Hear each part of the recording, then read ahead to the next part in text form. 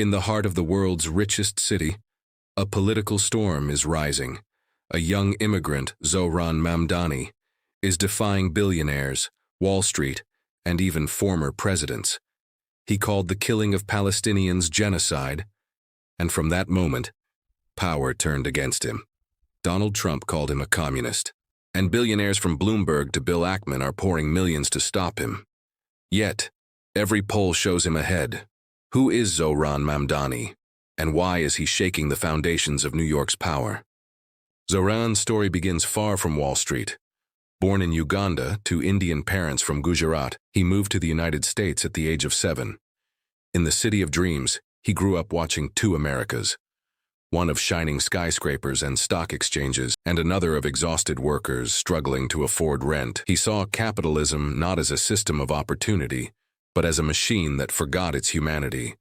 That belief shaped his politics forever. In a city that worships money, Zohran dared to challenge it. He spoke of free public buses, rent stabilization for 4 years, and affordable housing for all. He said, housing is not just an economic issue, it's a moral one. While his opponents spoke of profits and markets, he spoke of fairness and dignity.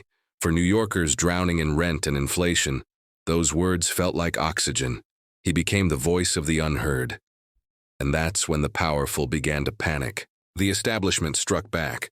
Michael Bloomberg, Bill Ackman, and a network of over 20 billionaires began funding campaigns to stop him. Trump accused him of being a communist threat. Even Andrew Cuomo, his main rival, and went as far as saying, if another 9/11 happens, Mamdani would celebrate.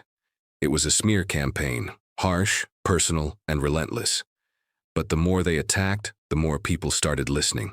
Despite this wall of opposition, the numbers tell a shocking story. The Quinnipiac poll shows Mamdani at 43% and Cuomo trailing behind at 33%. Every attempt to silence him has only made him stronger, because his fight is not just political, it's symbolic.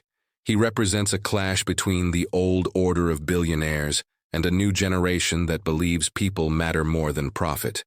In the financial capital of the world, that message is revolutionary. Mamdani is not afraid to call out injustice, anywhere. When others stayed silent, he called the mass killings in Gaza genocide. He criticized the hypocrisy of the West, preaching human rights while funding wars. He even declared that if Benjamin Netanyahu, accused of war crimes, lands in New York, he should be arrested under the International Criminal Court's warrant. For some, this is courage. For others, it's blasphemy against power. Why does New York care so much about one mayoral race? Because this is not just about one city. New York is the financial heart of the world, home to 123 billionaires, Wall Street, the Federal Reserve, and global corporations. Its annual budget is a staggering $116 billion. Whoever controls New York influences the pulse of global capitalism, and Mamdani, an immigrant socialist, threatens that control. Zohran Mamdani's rise is more than a campaign. It's a rebellion against the idea that only the rich deserve power. He's young, defiant, and imperfect, but he has given hope to millions who feel unseen. Whether he wins or loses, his fight has already changed the conversation. In the city built by immigrants and dreamers, Zohran Mamdani reminds us of one timeless truth, that sometimes, even in the empire of money, a single voice of conscience can shake the throne.